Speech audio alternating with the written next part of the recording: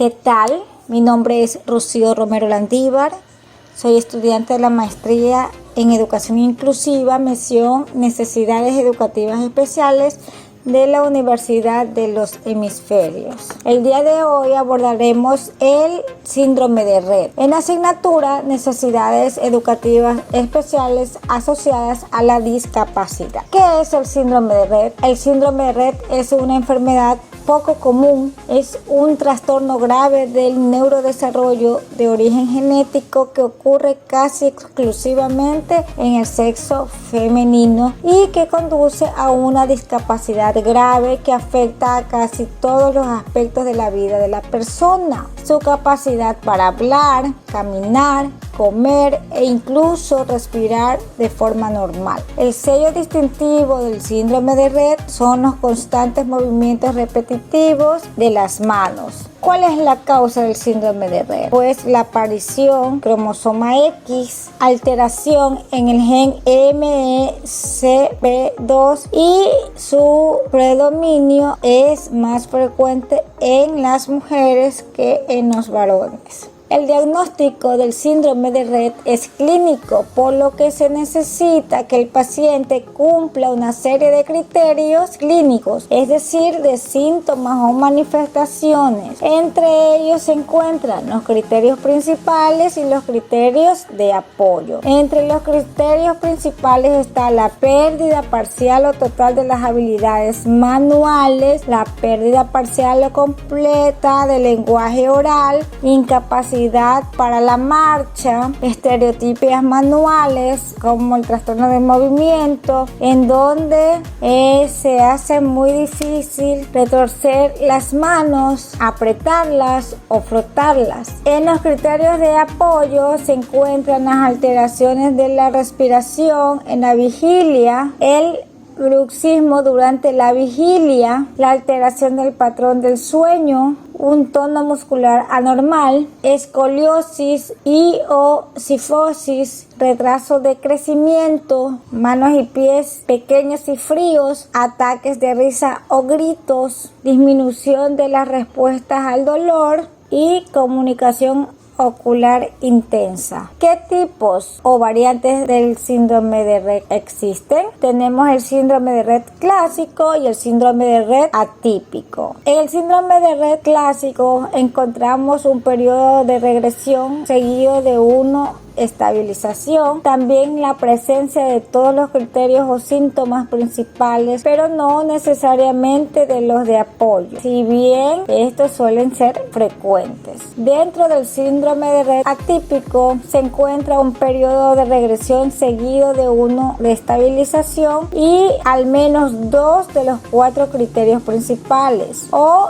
5 de los 11 criterios de apoyo. ¿Cuáles son las fases del síndrome de Rett? Tenemos el primero, que es de inicio temprano, que comienza entre los 6 y los 18 meses de edad y puede durar varias semanas o incluso meses. Previamente, el bebé ha mostrado un patrón de desarrollo normal o levemente alterado. Esta fase comienza a percibirse a lo largo del desarrollo del menor, con alteraciones de conducta y del patrón del sueño y desaceleración del crecimiento del perímetro cefálico, o sea, de la cabeza. Tenemos el segundo o de regresión rápida. Comprende desde el primer año de vida hasta los 4 años del menor. Se produce una pérdida de las destrezas manuales, del lenguaje adquirido, aunque pueden mantener bisílabos, y del interés comunicativo. Además,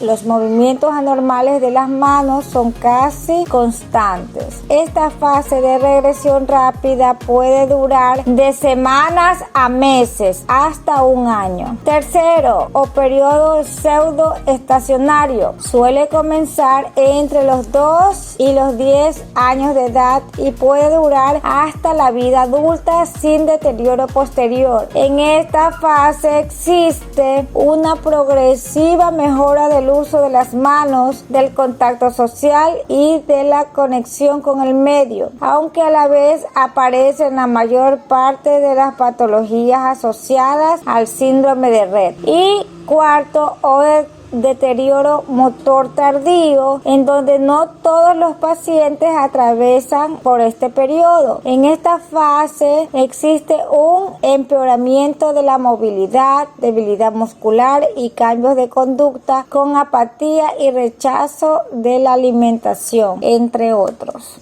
Los tratamientos existentes están centrados en usar medicamentos ya aprobados que ayudan a pacientes individuales. Por ejemplo, en el tratamiento de la epilepsia, uno de los trastornos más frecuentes en las personas con síndrome de Rett. En las fases avanzadas del síndrome de Rett, la movilidad de los pacientes suele empeorar. Existen también terapias enfocadas a mejorar la calidad de vida del paciente y la familia, que tratan de retardar la progresión de las discapacidades motrices y de mejorar las capacidades de comunicación. Sin embargo, las mejoras obtenidas tienden a ser modestas en escala y solo rara vez se eliminan los principales problemas del síndrome de Rett. Entre las terapias aplicadas se encuentran la de estimulación, en donde incluyen fisioterapia, musicoterapia, hidroterapia, logopedia y equinoterapia y terapia ocupacional. O en el plano cognitivo, el modelo llamado Eye-Tracker, es decir,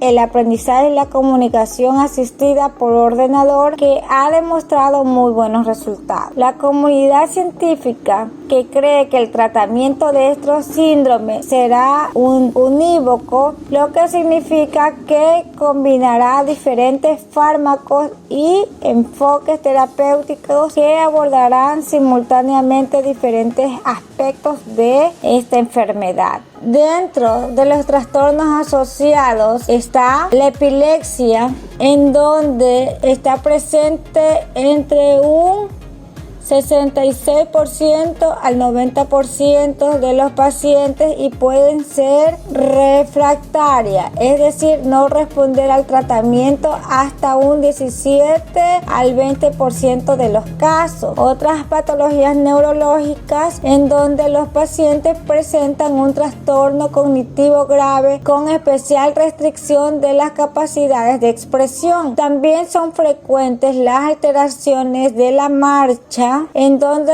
desde un 40 al 50% de los pacientes no consiguen una marcha autónoma. En los trastornos del movimiento o signos de plasticidad o la rigidez muscular. Tenemos el patrón respiratorio patológico, donde aparece un tanto a los 5 años para la quinta década de vida. Del 95% de los pacientes ha tenido algún tipo de alteración en el patrón respiratorio y ocurre típicamente en vigilia, aunque puede estar presentes en el despertar o durante el sueño. La alteración cardiológica puede producir en los pacientes serios problemas, en algunos casos la muerte súbita. El trastorno del sueño, donde las alteraciones en el sueño son casi muy constantes, describiéndose el insomnio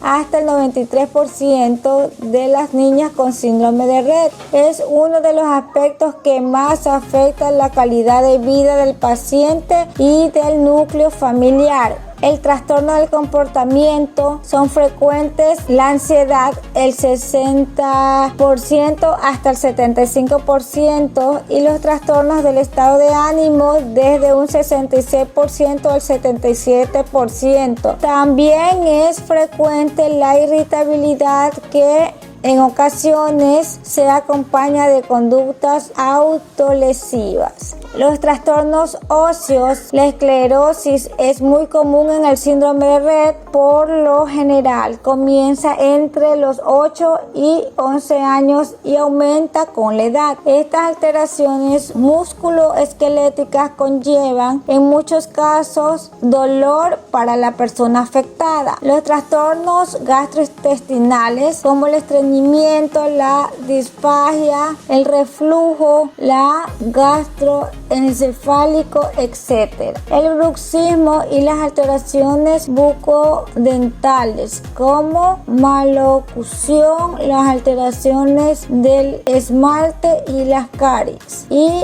osteopenia y fragilidad ósea. Está presente en el 97% de las niñas de 9 años que padecen síndrome de Rett y ocasiona en muchos casos fracturas de los huesos de manera espontáneas. Como las actividades que van a realizarse en este síndrome, tenemos las más aconsejadas son las actividades para desarrollar el esquema corporal, localizar las partes del cuerpo, percibir y reproducir con los diversos miembros estructuras rítmicas, expresar corporalmente diversos estados de ánimo y acciones simples, bailar y danzar. En las actividades para la coordinación manual tenemos lograr la relajación de las manos, dominar los movimientos de las manos y coordinar los movimientos óculo-manuales. Actividades para la coordinación grafomanual tenemos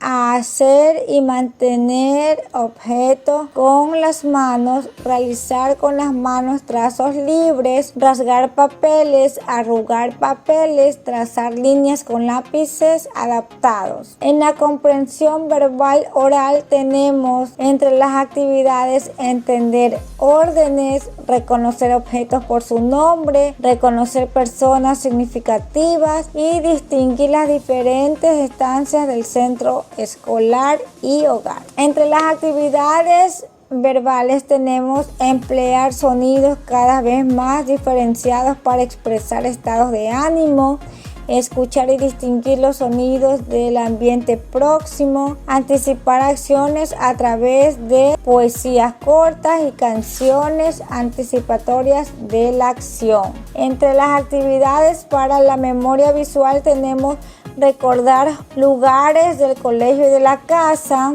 recordar objetos vistos, reconocer a las personas que viven en casa y en el ambiente escolar, recordar figuras vistas en algún grabado y recordar itinerarios o los horarios a realizar. En las actividades para la memoria verbal y repetitiva tenemos realizar gestos significativos de saludo y despedida, repetir acciones conjuntamente con las canciones, integrar el gesto alusivo para satisfacer sus necesidades básicas, negar y afirmar para expresar deseo o rechazo, disfrutar y obtener satisfacción con sus acciones, hacer recados desplazándose por algunos lugares, y en el razonamiento abstracto tenemos solucionar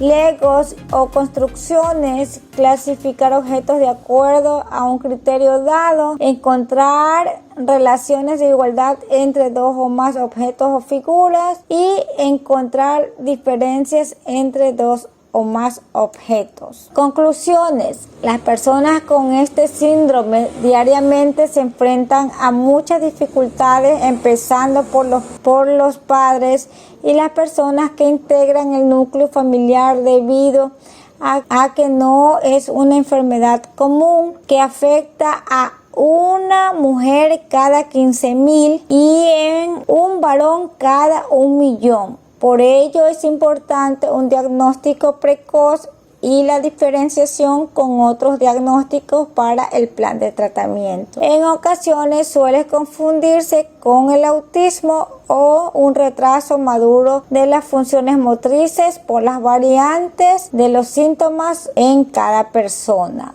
Gracias.